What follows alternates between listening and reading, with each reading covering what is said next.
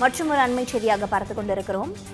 அரசு உதவி வழக்கு நடத்துனர் பதவிக்கான மறு தேதியானது அறிவிக்கப்பட்டிருக்கின்றது. கடந்த 14ஆம் தேதி தேர்வு நடந்தபோது சில மையங்களில் தொழில்நுட்ப கோளாறானது ஏற்பட்டதால் அதிகம் பேரால் அந்த தேர்வை எழுத முடியாத சூழலானது ஏற்பட்டது. இதனைத் தொடர்ந்து தற்பொழுது பிப்ரவரி 22ஆம் தேதியன்று மறு தேர்வானது நடத்தப்படும் என டிஎன்பிஎஸ்சி தெரிவித்திருக்கின்றது. தொழில்நுட்ப கோளாறு காரணமாக பலர் தேர்வு எழுத முடியவில்லை என புகாரானது எழுந்த நிலையில் தற்பொழுது மறு தேர்வு குறித்தான அறிவிப்பானது வெளியிடப்பட்டிருக்கின்றது. தேர்வு ரத்து செய்யப்பட்ட நிலையில் பிப்ரவரி 22ஆம் தேதி மறு தேர்வானது நடத்தப்படும் என டிஎன்பிஎஸ்சி அறிவிப்பை வெளியிட்டிருக்கிறது. கூடுதல் விவரங்களோடு இணைப்பில் இருக்கிறார் செய்தியாளர் ராதிகா நெடுஞ்செழியன். ராதிகா, தற்பொழுது இந்த மறுதேர்வு குறித்தான விவரங்கள் என்னவாக இருக்கின்றன?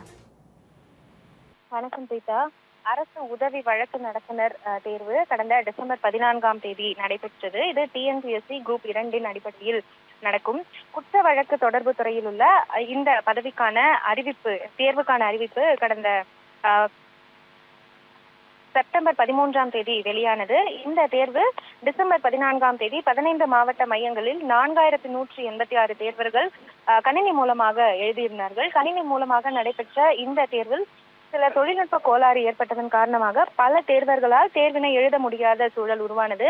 மேலும் இதற்கான மறுதேர்வு நடத்த வேண்டும் என தேர்வர்கள் மத்தியில் கோரிக்கை எழுந்த நிலையில் இந்த கணினி வழியாக நடைபெற்ற தேர்வு ரத்து செய்யப்படுவதாக டிஎன்பிஎஸ்சி ஏற்கனவே அறிவித்திருந்தது. அதே போல இந்த மறுதேர்வானது OMR முறையில் நடைபெறும் எனவும் அறிவிக்கப்பட்டிருந்தது.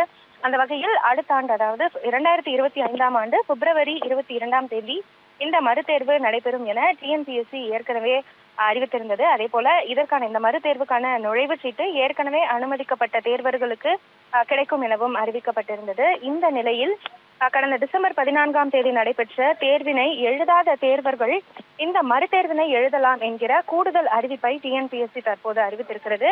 இதன் மூலமாக தேர்வர்கள் அதிகமாக சேர்வார்கள் என்கிற ஒரு தகவலும் நமக்கு கிடைத்திருக்கிறது. கீதா, விவரங்களுக்கு நன்றி ராதிகா.